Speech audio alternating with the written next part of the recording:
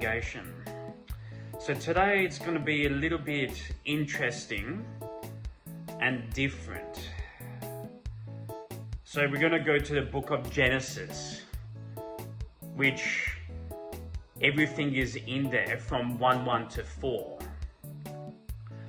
Whether it's plant-based diet in Genesis 1:29, shift of blame, a common human trait, that Adam blamed Eve and then Eve Satan, the basic fall and disobedience, that Adam and Eve had everything in the garden that they still chose to disobey. God gave us free will to choose, and there's also the predestination point. So you can choose to do whatever you want, but you're still going to answer to God one day. So they were given free will to choose, yet they still chose to disobey in that Garden of Eden, having everything.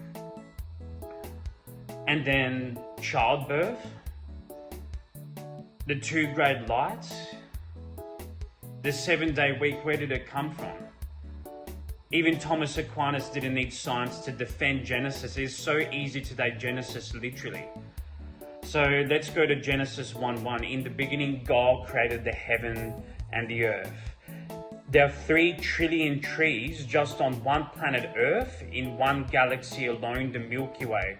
More than the stars as suns or planets, or adding them.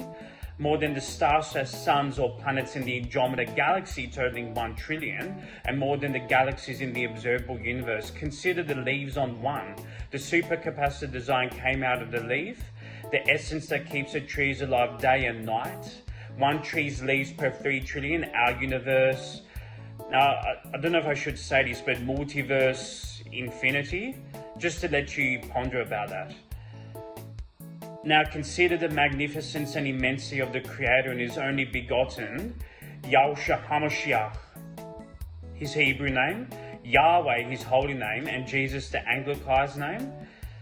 God needed a scientific, mathematical, supernatural engineering, super creator / intelligent mind combined to create the universes, earth and our heaven, man and a woman in His image, mild life forms, and especially our DNA / ribosome / phagosome / brain, which are forms of irreducible complexity, which is the greatest threat to evolutionary theory as such. Now, John 1:1, in the beginning was the Word was with God, and the Word was God. John 1:14, and the Word was made flesh and dwelt among us, and we beheld His glory, the glory as the only begotten of the Father, full of grace and truth. Now, John 8:58, Jesus said unto them, Verily, verily, before Abraham was, I am. Now, those 3 verses prove that Jesus is the only one true God. Not as what these Muslims think, or all these other New Age deception and Hinduism and whatever. Actually, let me go back to the Bible, because I think it was in John 8:50. Verily, verily, I say unto you, Jesus is the one and only true God, and Jesus said He was God by saying, I am.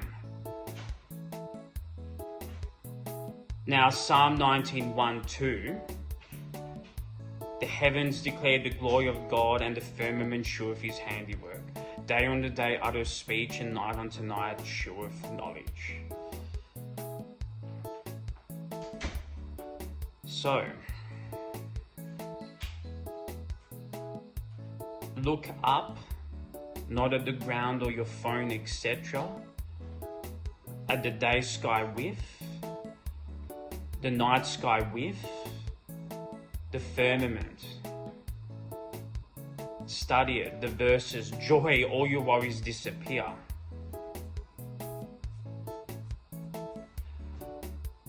And as I said, this is going to be an interesting sermon because it's going to go into quite a lot of things. Now, God's 6 groupings which can sum up God himself. So a scientific, mathematical, supernatural, engineering, super intelligent mind combined to create incomprehensible, eternal, infinite, just, holy, righteous,